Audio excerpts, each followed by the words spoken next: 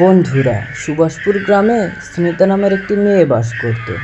সে পুরো বাড়িতে একাই থাকতো। সে প্রতিদিন বিকালবেলায় বাগানে যেত ফুল আনতে।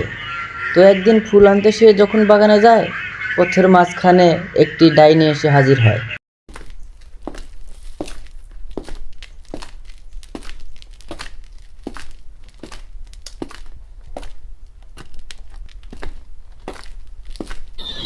আরে ডাইনি মা, আমাকে যেতে দাও। আমি বাগানে ফুল আনতে যাচ্ছি। প্রতিদিন আমি ফুল আনতে যাই। আমাকে যেতে দাও। রাস্তা থেকে সরে দাঁড়াও। আমাকে যেতে দাও এখান থেকে। কি আমি তোকে দিতে দেবো? আমি তোকে যাওয়ার জন্য আটকাইছি নাকি? আমি তোকে মেরে তোর হাড় মাংস আমি চিবিয়ে খাবো। আমার হাত থেকে তুই পালাতে পারবি না।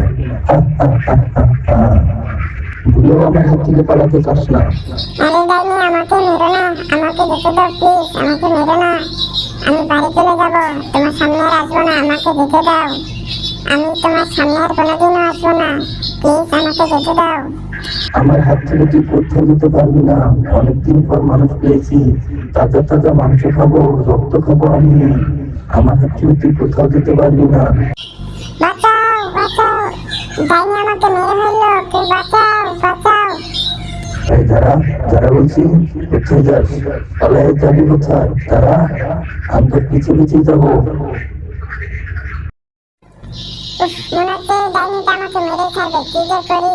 তান্ত্রিককে একবার ফোন দিয়ে দেখি কি হয়। আরে তান্ত্রিক বাবা, আপনি কিছু করেন, আপনি কিছু ভাবেন।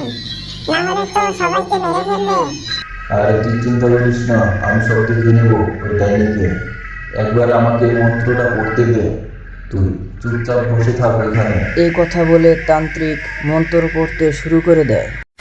আঘন মাসে কুম্ভ রাশিতে ভাস করে শুক্ল পক্ষে আঘন মদ মাতালো।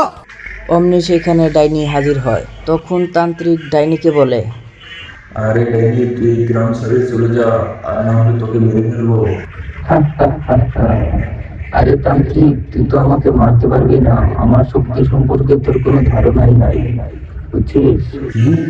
তুই আমার মুখে মুখে তর্ক করছিস? দাঁড়া, তোকে আমি দেখাচ্ছি মজা। একটুখানি দাঁড়া তুই। টিং সিং ছ্যাং টিং সিং ছ্যাং ট্যাং সিং সিং টিং টং টং সিং অনেক সিং সং সিং ছ্যাং ফং সিং সিং সিং সিং। তান্ত্রিক গভীর মনোযোগ দিয়ে মন্ত্র পড়তে থাকে।